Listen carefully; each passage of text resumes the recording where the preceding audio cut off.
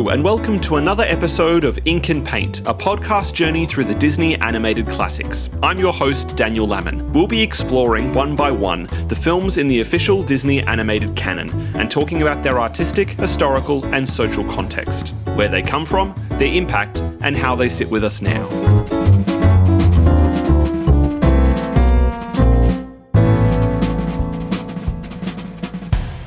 In our first two episodes, we looked at 5 of the early Disney shorts, all of which were important landmarks in the evolution of the studio and the art form. In this episode, we're finally starting our journey through the Disney animated features, beginning with the very first, Snow White and the Seven Dwarfs. In each episode of Ink and Paint, I'm joined by a special guest, not just film and animation enthusiasts, but people from all different professions. This week, I'm joined by Melbourne-based theatre maker Emma Valente. Emma is a director and lighting designer and co-artistic director of award-winning company The Rabble. The company was formed in 2006 by Emma and co-artistic director Kate Davis from a desire to make work that wasn't being produced in Australia. Visually ambitious, political, feminist and formally experimental. Their works have been presented in major companies and major festivals all around the world to great acclaim. Emma, welcome to Ink and Paint. Thanks for having me. Now, to begin with, just for our listeners, I just wanted to ask some questions about the kind of work that you make, the work that you do with the Rabble and outside of the Rabble. What kind of draws you to the works that you make? What are the kind of questions or investigations that lead you to the work that you've made? I think there's sort of 2 founding principles of the Rabble, and one is the work should be feminist, and we're very open about what that word might mean, and that it should be experimental as well. So these 2 things are really a description of content and form, and a desire to be challenged in both arenas. So I'm interested in being made uncomfortable by the content that I produce. I want to be asking myself difficult questions as well as the audience difficult questions. And I also want to be challenged by form. I want to try and invent something I haven't seen before. I want to show an audience a new way of doing things. So they're the kind of principles of the work I make. And what's usually your starting point? When you're, because I know a lot of the works that you've made have been classical works or classical myths or classical stories, often reframed through feminist or female perspective. What's the starting point for you with choosing a work or choosing something that you want to look at? I think it can be one of 2 things. It can either be a ongoing discussion between Kate and I, probably a thematic discussion.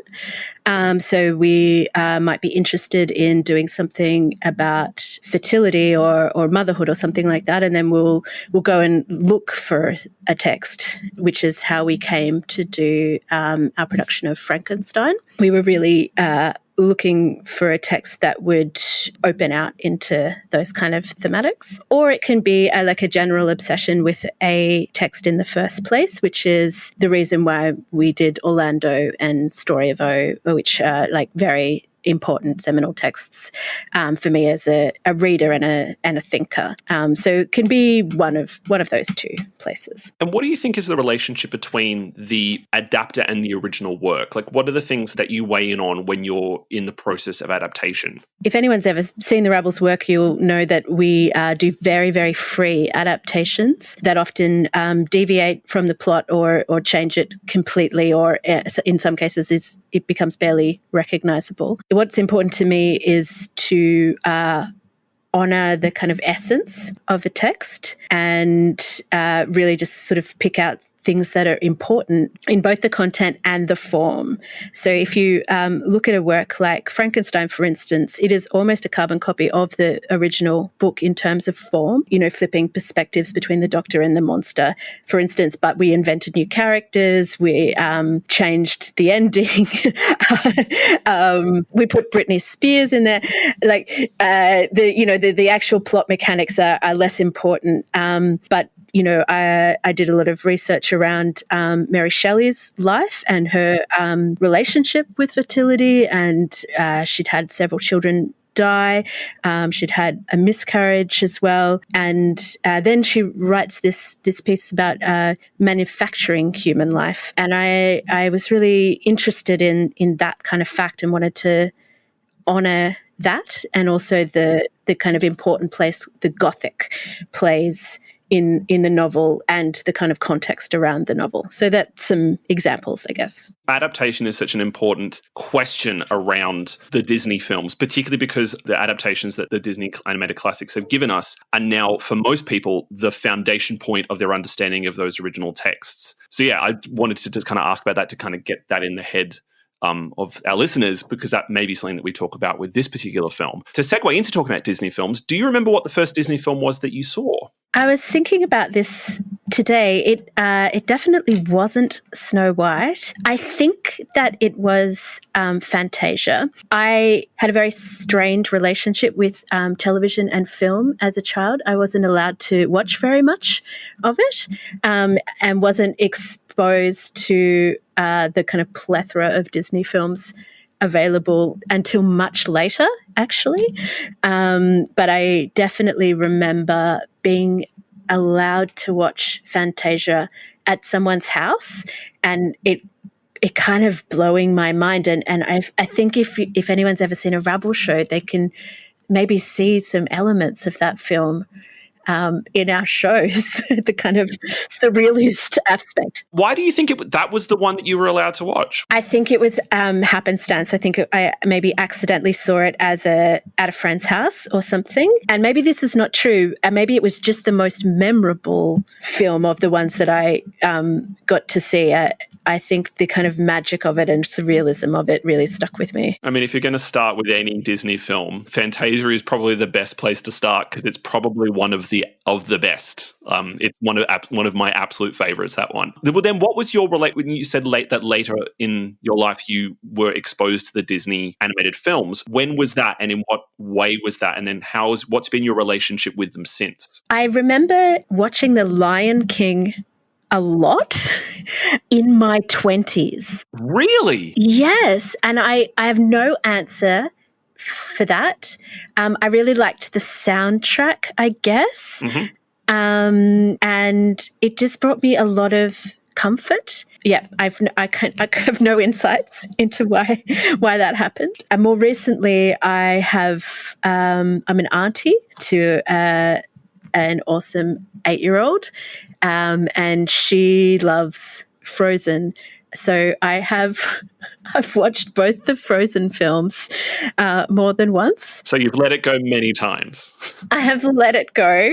I feel very fondly towards those films, maybe particularly because of my relationship with my niece more than anything. It is the lovely thing about these films is that there are the kind of two relationships you have with them. The relationship you have with them when you're a child, which often is just whether or not you find them entertaining or enjoyable or comforting. And then there is the relationship you have with them as an adult where you either discover them again yourself or most of the time seeing them through the eyes of younger kids. Like I remember when I come from quite a big family and there's quite a large spread in my family of ages. And I remember the joy I had as a teenager or at my early 20s showing my very young siblings all of the Disney films that I still loved from when I was a kid. The relationship we have with them is quite complex. Apart from Fantasia having an influence on some of the work that you've done with the Rabble, has Disney films been prevalent in any of your work or in your mind when you've been creating work in any other ways?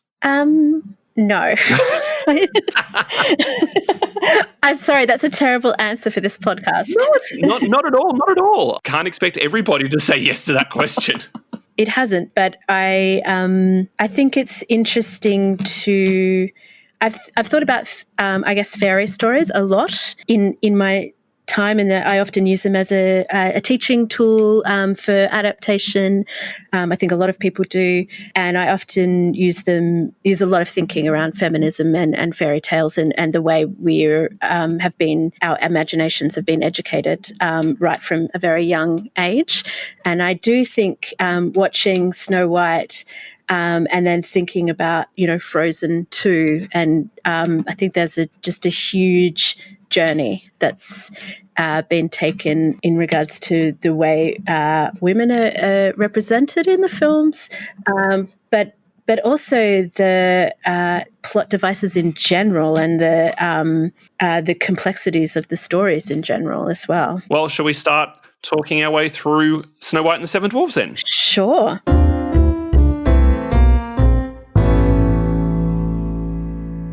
One evening in 1934, Walt Disney gave each of the staff at the Hyperion Avenue Studios 65 cents and sent them off to dinner, asking them to come back afterwards. When they returned, they found Disney alone in a screening room. He sat them down in a circle and over the next 4 hours performed for them the plot of a classic fairy tale, the heroine and her true love, her companions and her mortal enemy.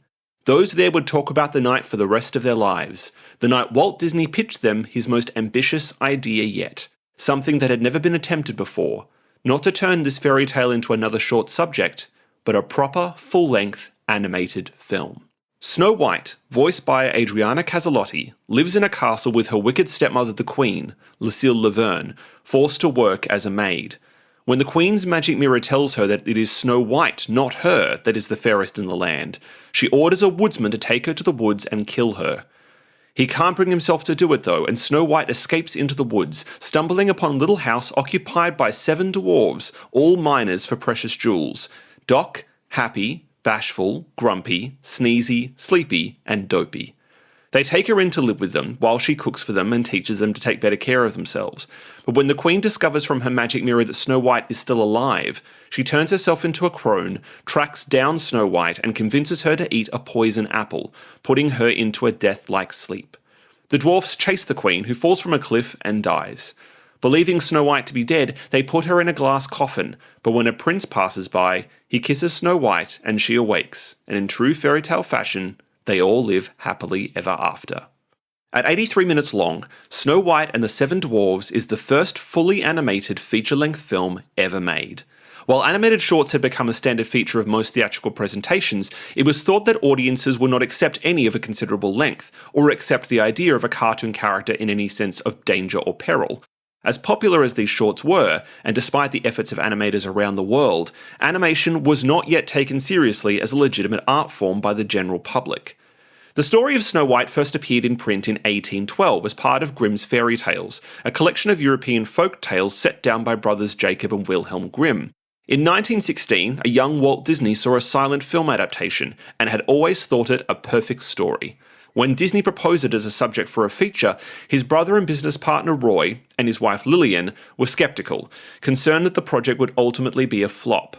Roy eventually relented and sought funding from Bank of America, who trepidatiously granted them the loan. The budget was set at $250,000. As soon as it was announced, the press dubbed it Disney's Folly, and the staff, led by supervising director David Hand, began the uphill battle to get the film made. When story development began in August 1934, emphasis was placed on the dwarves rather than Snow White. It was thought that there would be a greater attraction for the audience, but Disney became concerned that the focus on the comic characters and comic situations would impact on the believability for the audience. Instead, the focus shifted to Snow White herself as the protagonist, and a very different kind of film began to take shape. It has since become folklore around the film that Disney became fixated on one particular challenge.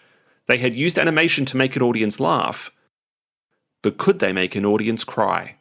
So, Emma, what was the first time you remember seeing Snow White and the Seven Dwarfs? Well, as I would have guessed and said, I saw Snow White and the Seven Dwarfs somewhere between the ages of 7 and 10. But I watched the film and thought to myself, I have never seen this film before. Really? Yes. I've seen clips of it. There's a lot that is familiar to me. I've obviously watched television shows about the movie. There was some scenes that I had absolutely 100% never seen before, even though the images from it are so ingrained into my psyche, and they live in the cultural world that I think about very vividly. So what was your first impression of it then, seeing it for the first time? I was so impressed with the quality of the film. I think it's such a beautiful film. I think the quality of the animation is incredible if you think about when it was made, and I can see why it nearly sort of killed the Disney staff to make. I think it goes without saying almost that it is a product of its time in terms of its politic, and there's no avoiding that fact. It definitely doesn't pass the Bechdel test. No, it does not. And Snow White is definitely doing all the cooking and cleaning for the dwarves, so she can stay in their house. Not even that she's doing it in order to, she's not even that she's being nice. She's using it as actual collateral in order to have a safe place to sleep. That really struck me rewatching it again this afternoon, of just that is her purpose and role in order to achieve safety in this world. Yes, and it's all that she knows how to do, essentially. That's the action that we see her doing at the start of the film, and then in the middle of the film, in the sequence you're talking about. She's afforded no other kind of active action, really. And, Grumpy does utter the phrase, women. About 20 times in various ways. I think he talks about their wiles or something. Yes, there's a point where he's like, sure, they're working, but what do they mean? Every single thing about her that make her femininity is suspect to him. Yes. So these are the facts of the film, and there's no getting around them. So I just wanted to sort of say that up front. We don't need to spend a lot of time on it, but it's just an undeniable circumstance of the time, I guess. Because of the kind of work that you make, it was one of the reasons why I was really intrigued to hear your response to the film, because it is a question that comes up with looking at these films. There aren't that many Disney princess films in Walt Disney's lifetime. I think I counted there's only about 4. And yes, they're a product of our time, but there is also the question of what do we do with them now?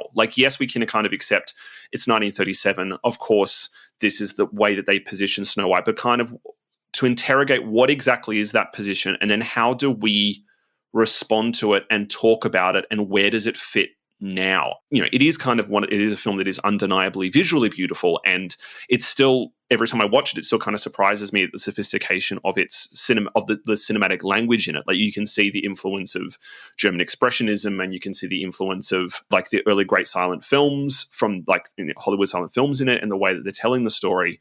But the more complex question is, how does it position Snow White as the protagonist? What is her journey through the film, and what does it leave us with now? Yeah, I've been thinking about this a lot, and I think it's interesting to look at the original Grimm's tale and think about, her position was not much better in that tale, but she and the Queen had a lot more to do with each other, which I do think is interesting in terms of a story with tension or something. Apart from when she's the crone at the end, there's only one shot in the film where they're ever in the same, they're ever seen in a singular shot, which is that amazing one of where it pans up from her watching the prince on the balcony to the Queen looking through the window. Other than that, that's the only moment where the two are connected in any way.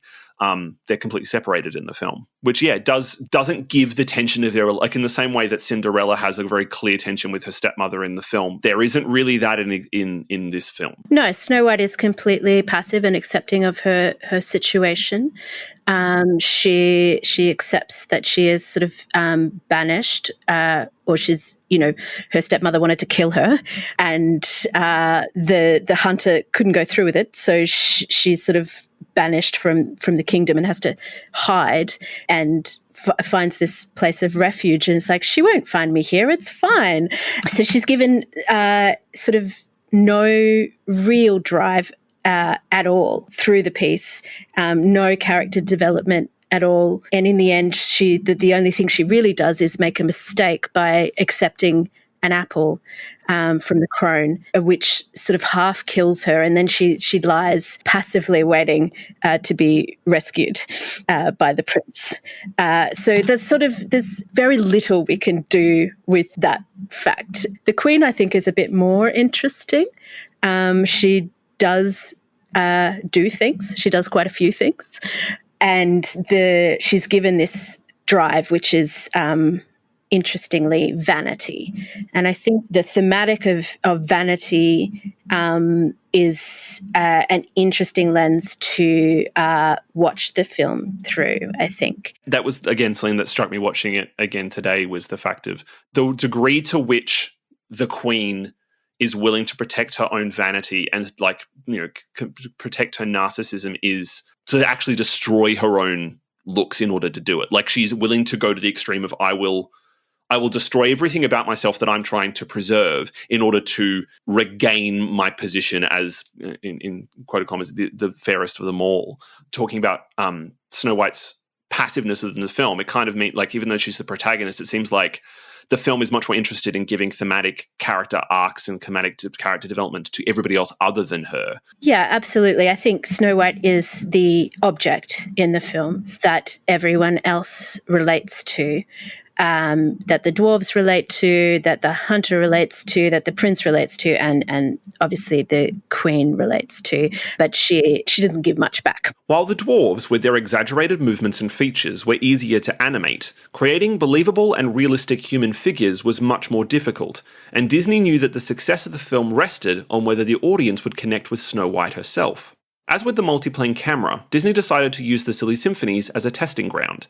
He ordered into production a short called The Goddess of Spring, based on the Greek myth of Persephone, and the aim was to have Persephone depicted as close to reality as possible. Animator Hamilton Lusk was tasked with animating Persephone, but despite the efforts of Lusk and fellow animator Dick Humer, who animated Mephistopheles, the effort was considered a failure.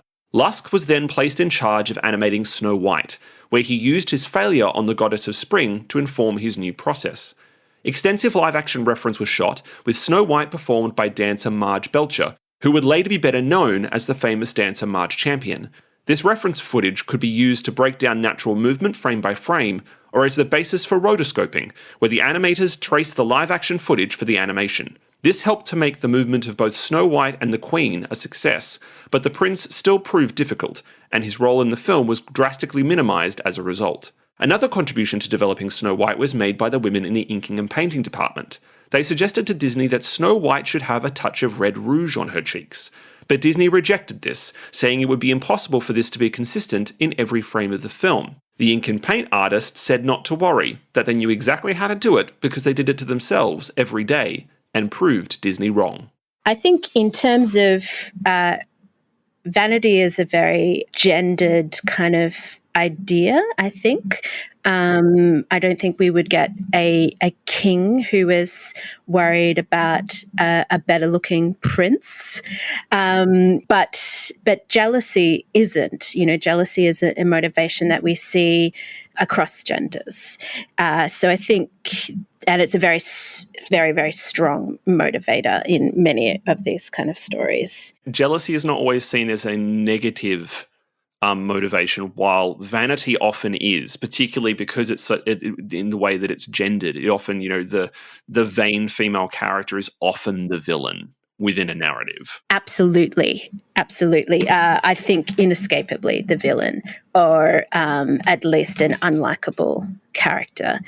And I think, I mean, it's so interesting what role the mirror plays in this piece, particularly as a visual motif, and that we get all of these reflections throughout the film, and which starts with the mirror, but there's a lot of water in the film, and a lot of, and then we get the beautiful wishing well sequence, which is in direct parallel with the mirror, with Snow White sort of looking through the wishing well, and the camera's shooting up at her through the water. So beautiful, and it's essentially a kind of soft focus lens, and is exemplifying her beauty, I guess, in some way.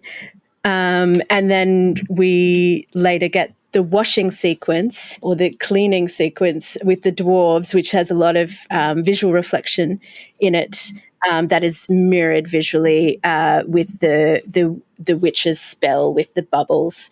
And so there's, I guess, all this visual information that's asking us to compare the Queen and Snow White, and also I feel like we're being asked to say the Queen's got no chance of being the fairest. Well, I mean, the difference between the two reflections is that when the Queen looks in a mirror, she sees this disembodied male face that tells her whether she's beautiful or not. When Snow White looks into in the wishing well, she sees herself. She has the confidence in herself of knowing that she's happy with who she is, that she doesn't need someone else telling her. While the Queen needs this male voice to validate her existence, to tell her you have worth.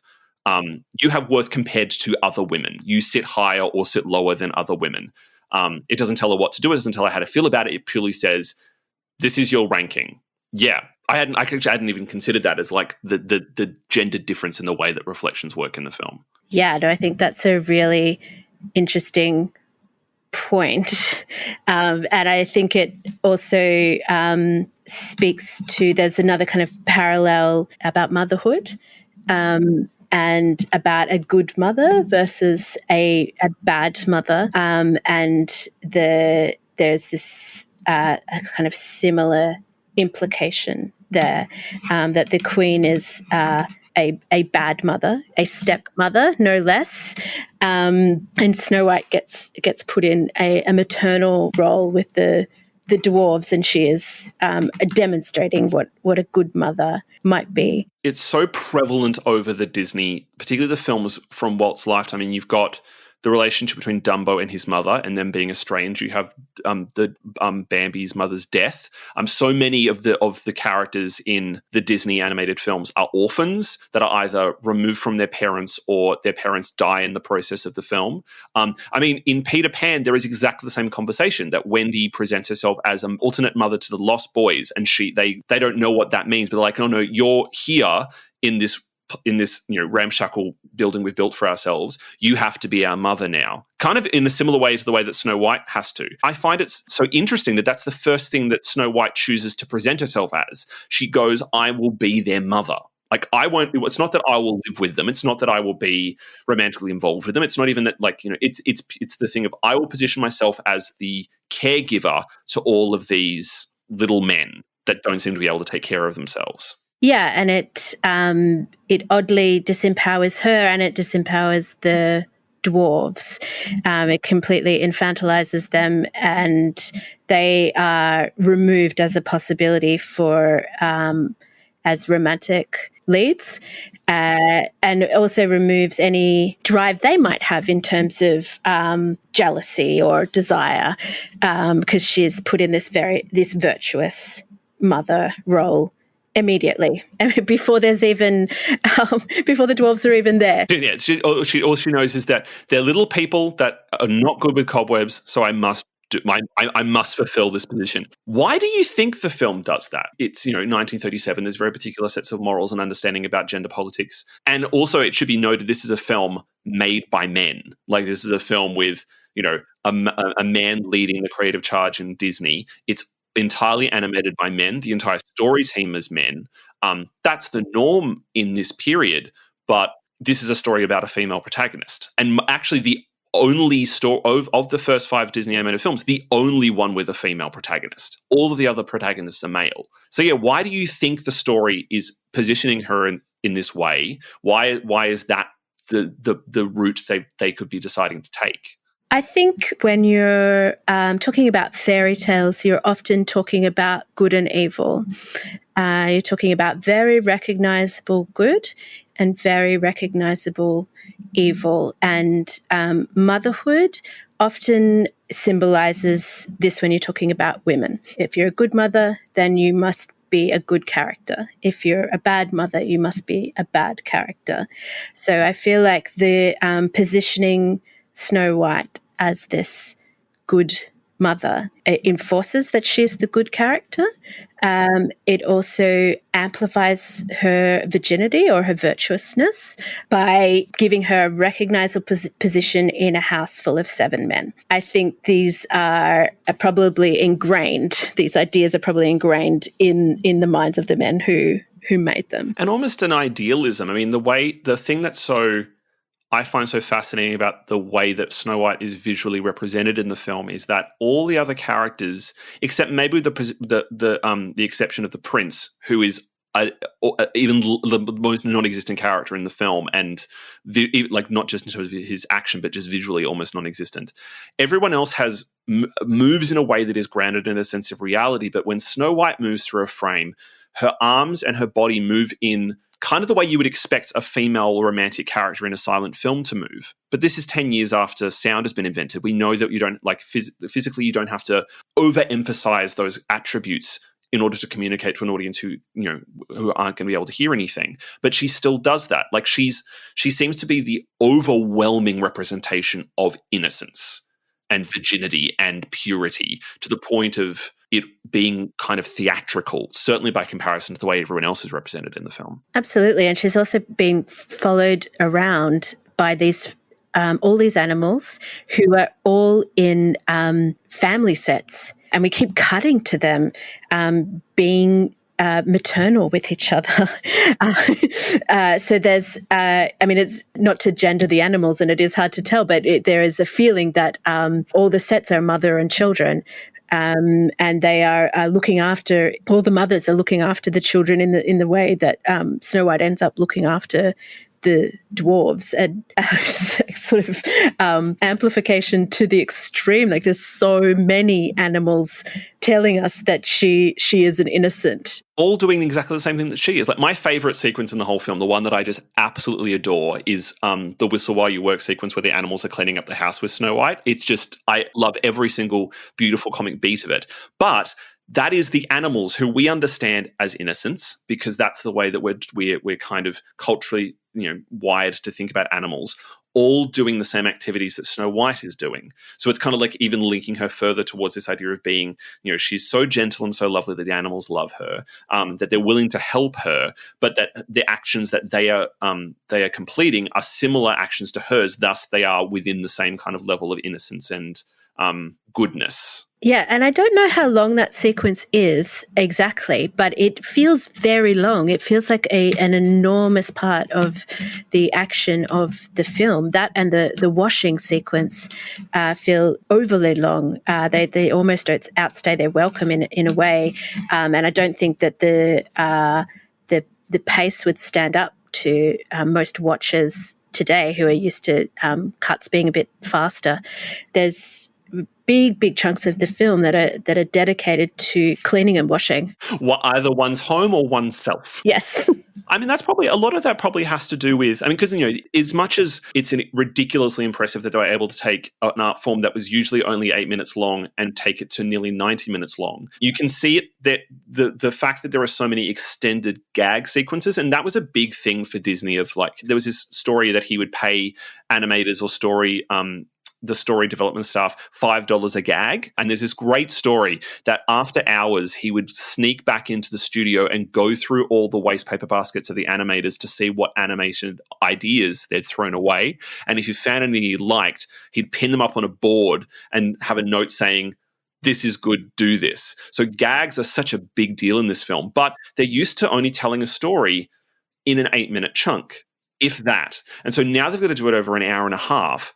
And the easiest way, and Snow White is not not a particularly dense story to begin with in its original form. So you can definitely feel that even though everything in the film is really charming and quite beautiful, it's kind of spinning its wheels a little bit in order to fill time, in order to justify its length as a feature-length film, which possibly is another reason why the characters don't, apart from the dwarves, where you get the sense there's a lot of work that's been done in the development of the dwarves. That's why it doesn't feel like there's been a lot of time and effort put into considering Snow White's character arc, or even like if the prince could be better animated, but if the prince could possibly have an arc. So that's possibly another reason of why there are these lovely sequences that would be great on their own, but feel really like they drag the rhythm of the film down a bit. And certainly by comparison to what Pinocchio, which is the next film, is kind of a perfectly executed, constructed narrative. Yeah, it's felt to me, I've done a very small amount of animation in my time, and it felt to me that a lot of the sequences were based on what would be cool to animate, and also the score. So it feels to me like they are animating to a score that is probably pre-written, and also that they when they storyboarded, they really wanted an extended sequence of the dwarves washing because soap and bubbles are really fun, and getting Dopey to swallow the soap is fun, and and them all being sort of dripping wet is fun from an animation level. And the cleaning sequence feels the same. That what can we get the animals to do? How can they clean? Isn't it great that the squirrels can use their tails? It all feels like it was a wouldn't it be cool discussion, as opposed to what is the narrative drive for Snow White. There were originally 2 extra sequences planned. One was the dwarves. So at the moment where the dwarves realized that Snow White doesn't have a bed to sleep in before they just offer it to her, there was originally a sequence where they were going to build her a bed, which they cut in at the storyboard stage. But there was another sequence which was them eating dinner and like drinking the soup, and that actually got to the point where the animation, the hand before it went into inking and painting, the animation was complete. So there's actually a complete active deleted scene to this film that would have made it another 5 minutes longer. And again, the fact that, these are films that were made to be originally 7-8 minutes long, and now they're pushing an hour and a half.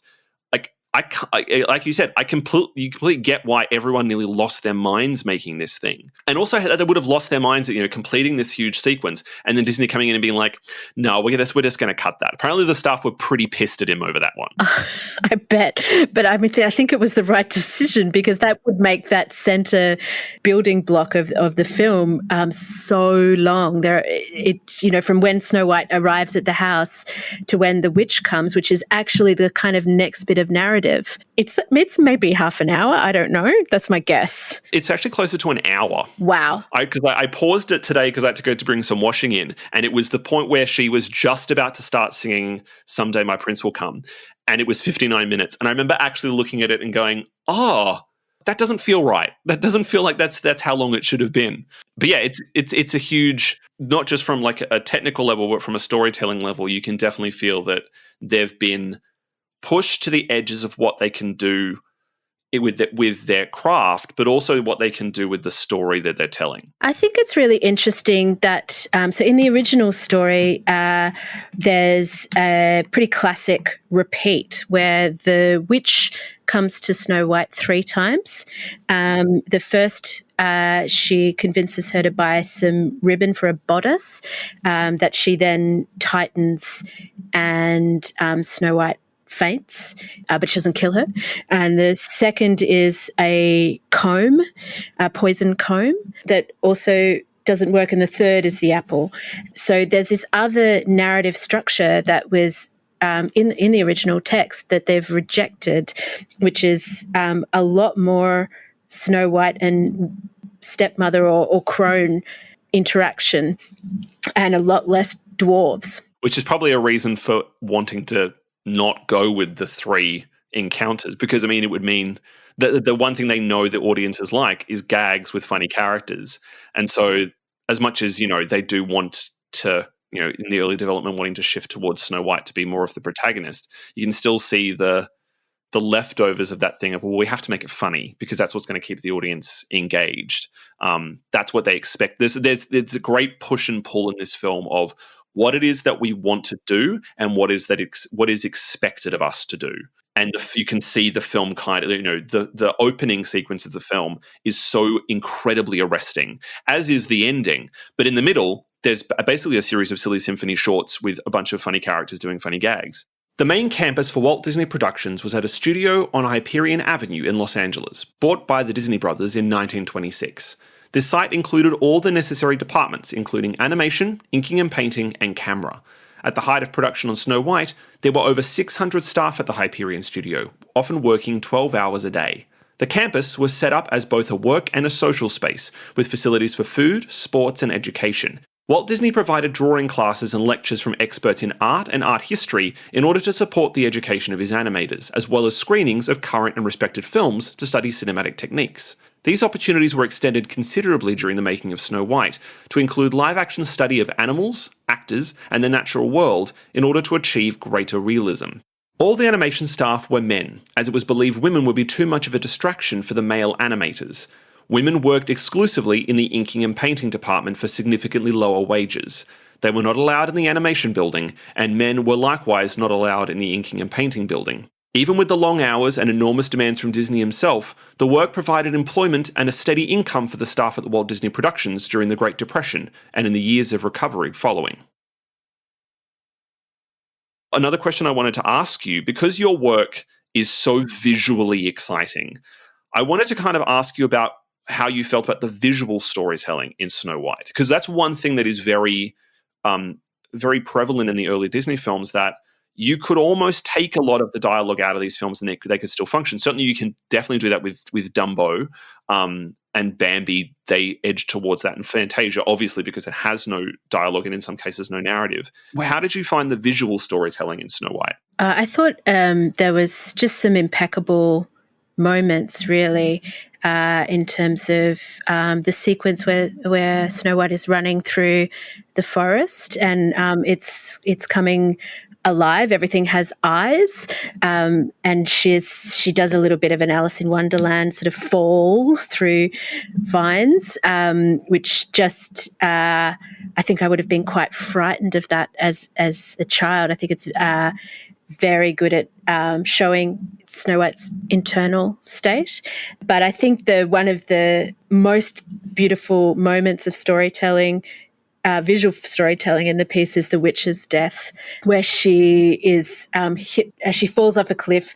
The boulder falls down afterwards, and then just to like really sew it in, there's this shot of, you don't see the witch flattened by the boulder, which maybe you would have in later films, but you just see these two vultures just take off and start circling, and then we just like go to a blur out, and it's so beautiful. It's something that you would dream of doing in the theatre, or just two vultures sort of taking off and starting to circle, representing someone dying. And it's like the air of the film is kind of sucked out at that moment. Like it's not even that, it's the sound fades away, the score's gone, it's mostly just the shot. This very, like, this held shot of these two vultures spinning down. It's almost like, it's one of the beautiful things of like showing, you don't need to see what has happened to the witch, you don't need to see the body crushed under the boulder. The glee on the vultures' faces is far more powerful and much more visceral. And it's also, I did find it, that whole section of her when the vultures follow her, they follow her from when she's on her way to the dwarves, that there's this ever-present symbol of death following the witch, following the queen. Not Snow White, but following the queen. What did you make of that? Because I sat there thinking, like, what's going on with that? Like, what is the film trying to say? What is the film? I mean, it's obviously telling us that she's probably going to die, but what's the reason for elongating that? Yeah, I think it's interesting to think about what we read those symbols so quickly these days. And there's a skull in her workshop. There's also a raven in her workshop. So there's these symbols of death sort of all around her, and she ages herself as well, and makes herself sort of closer to death in some way, and then makes this object of death, which is an apple, which is like clearly we read as temptation of some kind, but it feels like it's not necessarily Snow White's temptation, but the witch's temptation or something, that she is the maker of her own end, and we're getting all these clues that she can't see, but that we can see very clearly, that she will be the maker of her own end. She's the one driving the conflict between her and Snow White, because Snow White is completely passive and almost unawares of the fact that she has a conflict with her stepmother. Certainly no idea why. And so it's the witch that at every step of the way is creating the level of conflict and how that conflict will manifest itself and how it will resolve itself. Yeah, Snow White doesn't care, and doesn't. She never articulates knowing why the queen might have a beef with her. She completely underestimates her. She's like, oh no, she'll never. The dwarves like, she might find you. She's like, oh no, she'll never find me here. It's like, don't really know your stepmother very well if the dwarves are pretty convinced you're in danger. I think it's interesting that in the original story, the queen dies of jealousy. She sees Snow White and Prince Charming be married, and she just loses her breath. And in the story, it is so quick. It's just there's no run up to the Queen's death. It's almost immediate, and you can see how that's not very dramatic for an animated film. But I think thematically, it's interesting that she really is the maker of her own demise. She seeks out to go and see this marriage. She doesn't need to, and it kills her. To jump back to the previous sequence we were also talking about with Snow White running through the woods, because another thing that struck me in revisiting the film is that the way that all of those moments happen is that Snow White sees a natural phenomenon, a tree trunk in the water or leaves on a branch, and then it manifests itself into a living thing that is a threat to her. I guess the question is that a sequence that is as much about the psychology of her state of mind at the time? Is it a psychological or literal sequence, I guess, is my question. I think it's definitely a psychological sequence. She has just been, like the threat of the knife from the hunter and that kind of shock is, I think, would have been very scary for an audience, particularly if they didn't know what kind of film they were watching yet. And then she does this run away from him that is this flourish, this kind of silent film movement that you were talking about before. So already we sort of understand her melodrama and her fear. And I think the dark woods is so often used as a metaphorical or imaginative space, psychological space in these kind of fairy tales, the place of danger, the place of threat, the place where you could lose your virtue, the place where you could encounter evil. And I think we're meant to read it as Snow White suddenly seeing for the first time the evils in the world, and which is very quickly followed by that group of animals turning up and reminding her that all is well, that the world is in order, and that she is still innocent. Yes, you realise that the eyes, the evil eyes staring at her from the tree trunk are actually a myriad of chipmunks. Oh, well, I do kind of want to bring up the subject of fairy tales because it is something that is, you mentioned it's something that you think about quite a bit with your work and certainly as a teaching tool. What the relationship is, our relationship with fairy tales now as defined by Disney films. How much has a film like Snow White affected our relationship with these stories and their intentions? I think these formative cultural experiences that we have are so incredibly important, and we can see the damage or the opposite of damage, joy that they bring all the time. I think that the way we tell ourselves stories, particularly about what is right and what is wrong, and how the world should be and what is the correct and natural order of the world, are so incredibly important, and they can really have a lasting effect. And most of my thinking has been around the way that has affected our relationship with gender. And I think that those examples are very obvious, particularly in these early films. And I think a young girl sort of watching Snow White would see two options for her, that either a passive, romantic, young, beautiful figure, or a embittered, evil, older figure, and nothing in between. And I think when kids start watching these films, that they're starting to model themselves, they're starting to develop personalities. So I think their role is really important. Where do you think a film like Snow White can fit now. Like, I've had many conversations with people around these films, and that is the very concern they bring up of what is it teaching young women about where they are supposed to fit in the world, because they are this that like on one side they are beautifully digestible, incredibly entertaining, visually exciting, often quite funny films that when you're a child provide tremendous amounts of entertainment. But they're dealing with, particularly a film like Snow White, which is dealing with the fairy tale, which is like a formative cultural foundation. It's delivering something kind of primal to us. How do you what can our relationship with a film like Snow White be now? And if we are showing a film like this to, young girls, what are the conversations we need to have around it? When I'm talking to university students about these matters, I'm using them as a tool to understand the problems.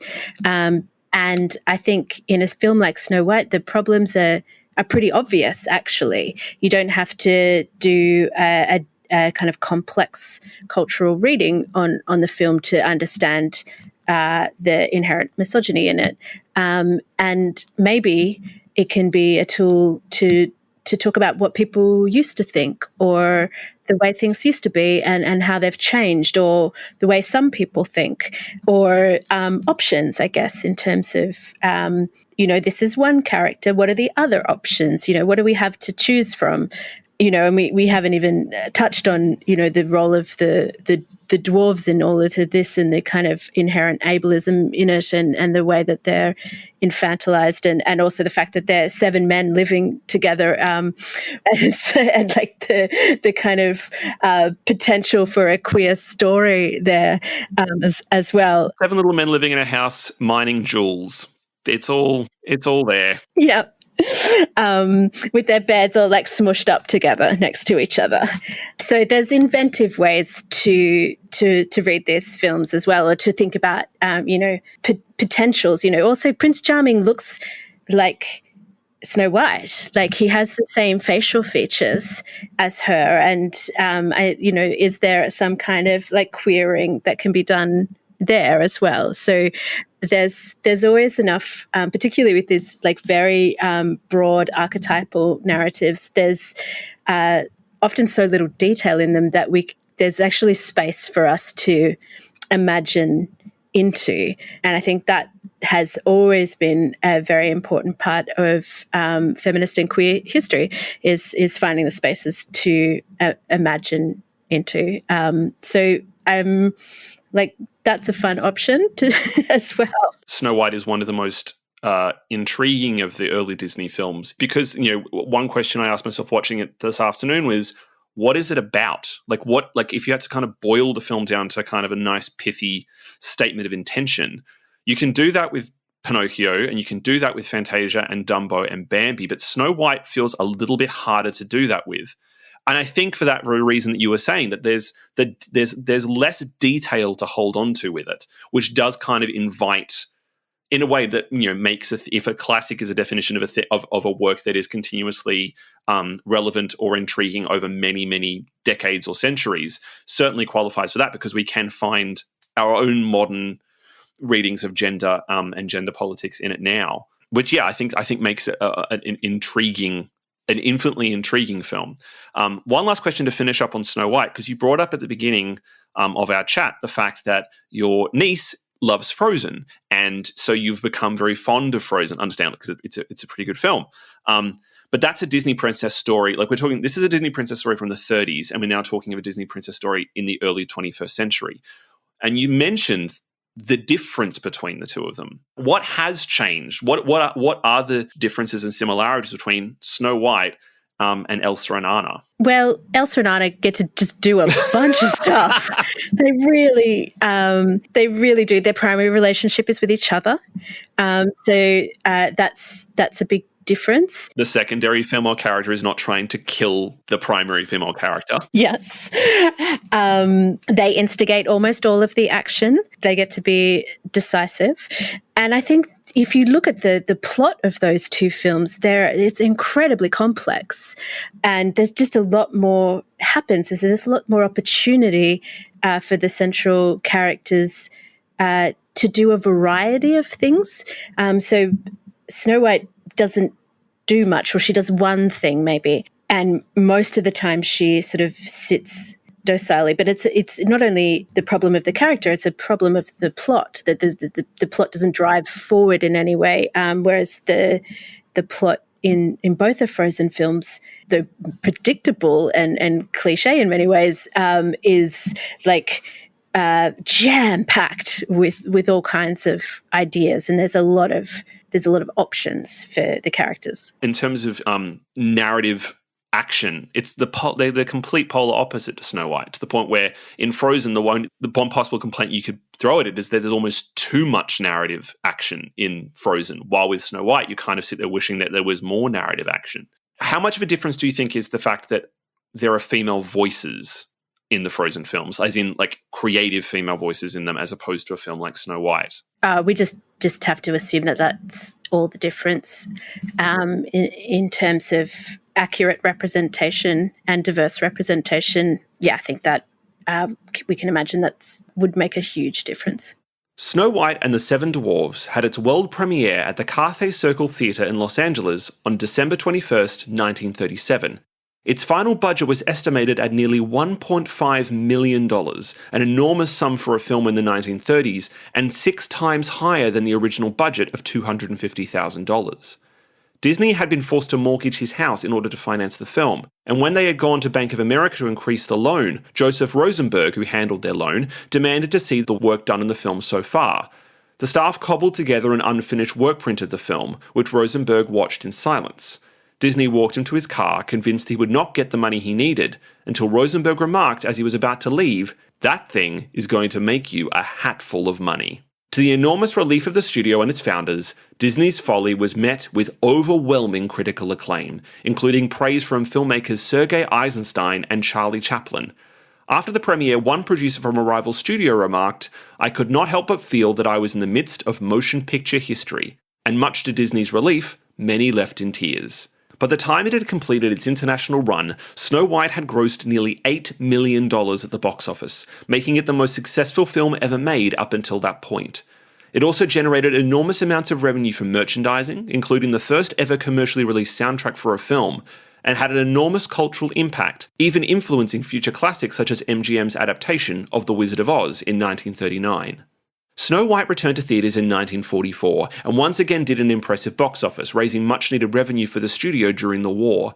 The film returned to theatres every 7 to 10 years until 1993, establishing the studio's future re-release pattern for all its classics until home video, and adjusted for inflation, is still one of the most successful films ever made.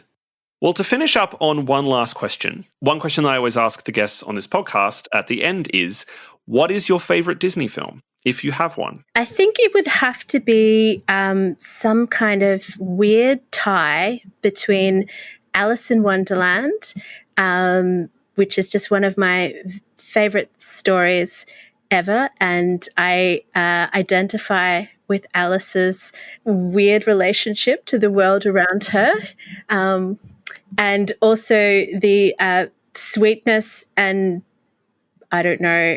cheeriness of Mary Poppins.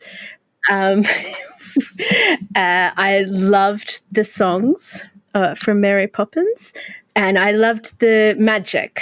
I guess the few films I was allowed to watch as a child, where I was always attracted to things that were magical. To kind of go back to Alice for a second, since you're someone who loves the story, how do you feel about that as an adaptation? Like, where does the Disney adaptation of that sit with you? It does sort of honour the essence of the original story. I get a bit of what I was talking about in the way the Rabble thinks about adaptation. I think any fans of the story are probably sad by many of the details. But I think it does manage to capture this kind of hallucinogenic, weird world that like expands and shrinks and feels drug-fueled, and yeah. The reason I ask is Alice in Wonderland is one of my favourite books, and I've watched so many terrible adaptations, film adaptations of that book, and the Disney one is my favourite for that exact reason, that like the feeling that I get reading Carol's text is the same feeling I get when I watch the Disney animated version of it. So when you said Alice, I was like, oh, I have to ask about that one.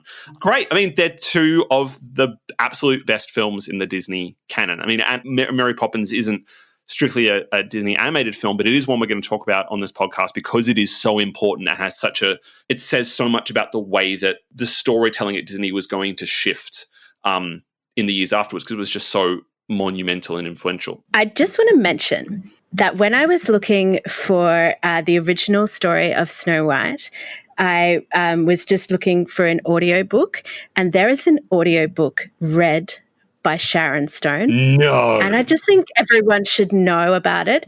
I listened to the 5-minute sample. I didn't buy it, but I just think people should know it exists in the world. What did it sound like? It sounded very sexual. I'm not going to lie. It sounded husky and sexual. And, they get you to read those audiobooks so slowly that it just, she's just drawling along. There's so much space in between each word. She's got one of those voices that purrs. Whenever I think about her voice, it's that kind of, that it rumbles. Oh, I don't know how I feel listening to a Sharon Stone reading the story of Snow White in this slightly purring sexual manner. I don't really know how I feel about that, particularly after having watched the Disney one 5 times in a row. There's only one way to find out how you feel about it. Yes, and that is for me to now go off and spend the $12 or so to listen to the entirety of Sharon Stone reading me Snow White and the Seven Dwarfs as I go to sleep tonight. Probably have terrible dreams and terrible nightmares. Emma, thank you so much for joining us in Ink and Paint and sharing your thoughts with us on Snow White. It's been a real joy to chat with you about it. Thanks so much. It was a lot of fun. Following the release of the film, Disney was hailed as a genius and a significant artistic figure. He received an honorary Masters of Arts from both Harvard and Yale, the latter naming him the creator of a new language of art. In 1938, Disney was awarded an honorary Oscar for his achievement with the film, but this wasn't the accolade he had hoped for. Disney was upset that Snow White hadn't been nominated as one of the 10 best pictures of that year, and feared that, despite the financial and artistic success, the film still wasn't seen as a legitimate cinematic work. This anti-establishment and anti-intellectualism would re-emerge in years to come. The phenomenal success of Snow White and the Seven Dwarfs firmly established Walt Disney and his studio as an artistic force to be reckoned with, and elevated the art of animation to new heights. Thanks to the film's financial success, debts on the studio could be paid, and further development of the facilities, including plans for a new purpose-built animation studio, could be put in place. Disney wasn't about to rest on his laurels, though, and work was begun on a slate of feature animated films, all of which would push the studio and the art form to the edge of its limits, put the company at enormous financial risk, and result in some of the greatest films ever made.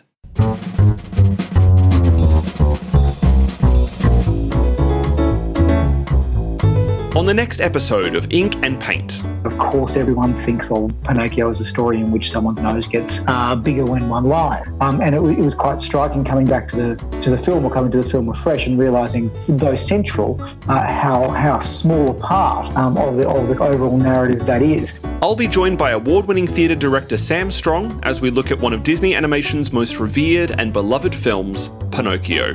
Thanks again to Emma Valente for joining me on this episode.